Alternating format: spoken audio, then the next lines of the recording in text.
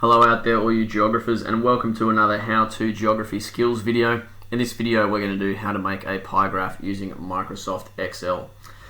I've just got my data here to start off making my pie graph with. So I've been to Ballina, New South Wales with the mighty big prawn, and I have done a survey on the most popular activities people like to do, or their favourite activity to do around Ballina. So 15 people said they like to go to the beach, 6 people said surfing, 4 people said wakeboarding, 3 people said hiking, and then 2 people said skiing.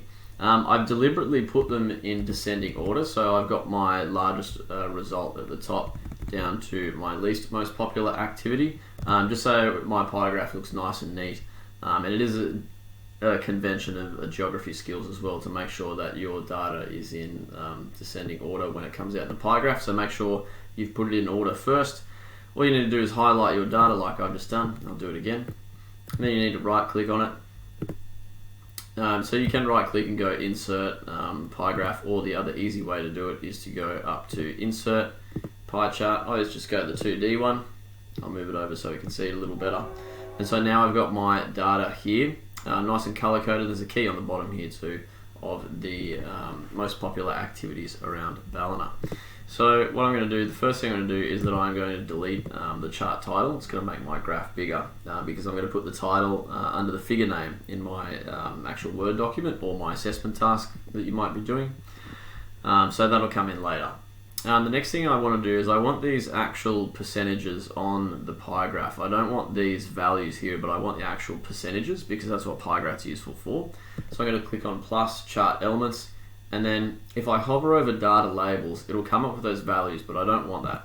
So I'm going to click on here and click on more options. It's going to bring up my table here. And I want to untick value, and then I want to tick percentages as well. Now I don't like how my percentages are out towards the edge of the graph there. So what I'm going to do is I'm going to click on center, and it's going to bring those into the center of each of the segments of the graph there. The next thing I'm going to show you is that I don't quite like, say, this grey colour here. I can't see that text very clearly.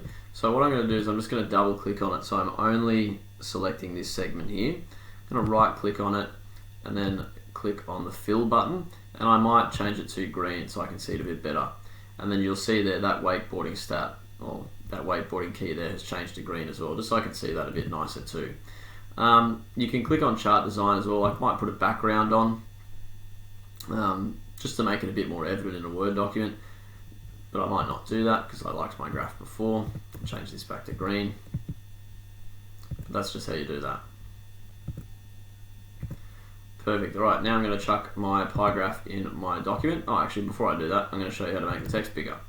So I'm just going to double click on one of my percentages, and then all of them will be selected, and then you just go home and then you just go up. I don't want to make it too big because I don't want that 7% to pop out of that segment there. So that's probably about as big as I want to make them. Then I'm going to right click and I'm going to go copy, and then I'm going to go to my Word document, and then I'm going to paste it in there like so.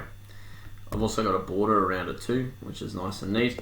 And then I need to put in the name of this figure. So this is my first figure in this document. For you and your assignment, you might have done a population pyramid or some sort of other graph or chart. So let's say we go figure 2, depending on what number figure it is, and then I'm going to do the title for my pie chart. So I'm going to go the most popular recreational activities